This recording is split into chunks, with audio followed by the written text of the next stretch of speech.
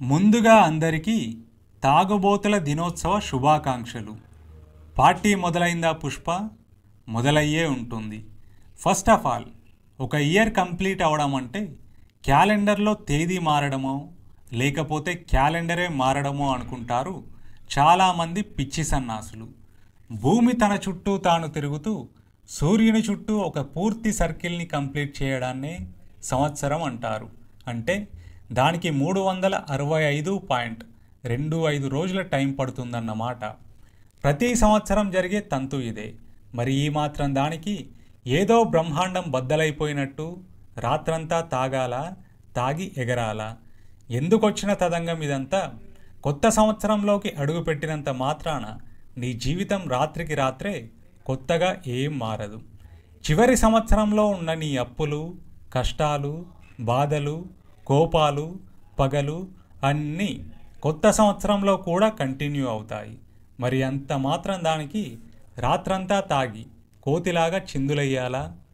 Celebration చేసుకోవడానికి ఆలోచించినంత టైంలో కనీసం 10వ వంతు ఒక్కసారైనా ఆలోచించావా? ఈ సంవత్సర కాలంలో నేను వెలగబెట్టింది ఏంటని? ఏముండదు. లాస్ట్ ఇయర్ ఎలాగుందో ఈ ఇయర్ కూడా అలాగే ఉంటుంది. వచ్చే ఇయర్ కూడా ఇలానే ఏడుస్తుంది కూడా. మనం పీకేది ఏముండదు, కానీ బాటిళ్ళు పీకడానికి మాత్రం తక్కువేముండదు. ఎందుకు? 31st నైట్ని సెలబ్రేట్ చేసుకోకపోతే నీ ఫ్రెండ్స్ అంతా నిన్ను అవుట్డేటెడ్ అంటారనా? లేకపోతే ఇంకెవడికో నువ్వు హ్యాపీగా ఉన్నావని గొప్పగా చూపెట్టుకోవడానికా?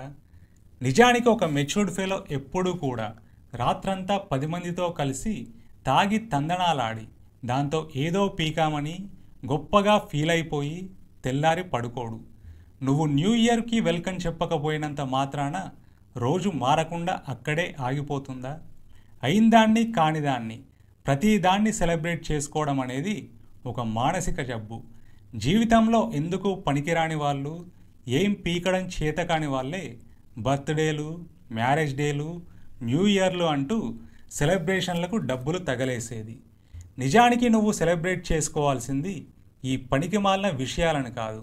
ముందు ఏదైనా గట్టిగా పీకు, అప్పుడు చేసుకో పగిలిపోయేలా పార్టీ. తెలివి తక్కువ వెధవలు మాత్రమే ప్రతిదాన్ని సెలబ్రేట్ చేసుకుంటూ టైంని, మనీని వేస్ట్ చేసుకుంటారు. నిజమైన వ్యక్తి తన సక్సెస్ని మాత్రమే సెలబ్రేట్ చేసుకుంటాడు. ఇంకో బ్యాచ్ ఉంటుంది, న్యూ ఇయర్ రెజల్యూషన్స్ బ్యాచ్. ఈ న్యూ ఇయర్ నుండి అది చెయ్యాలి, ఇది చెయ్యాలి, దాన్ని మానేయాలి, దీన్ని తగులుకోవాలి అని పనికి మాలిన రెజల్యూషన్స్ అన్నీ పెట్టుకుంటారు. నువ్వు ఒక పని చేయాలన్నా, ఒక దాన్ని మానేయాలన్నా దానికి న్యూ ఇయరే ఎందుకు?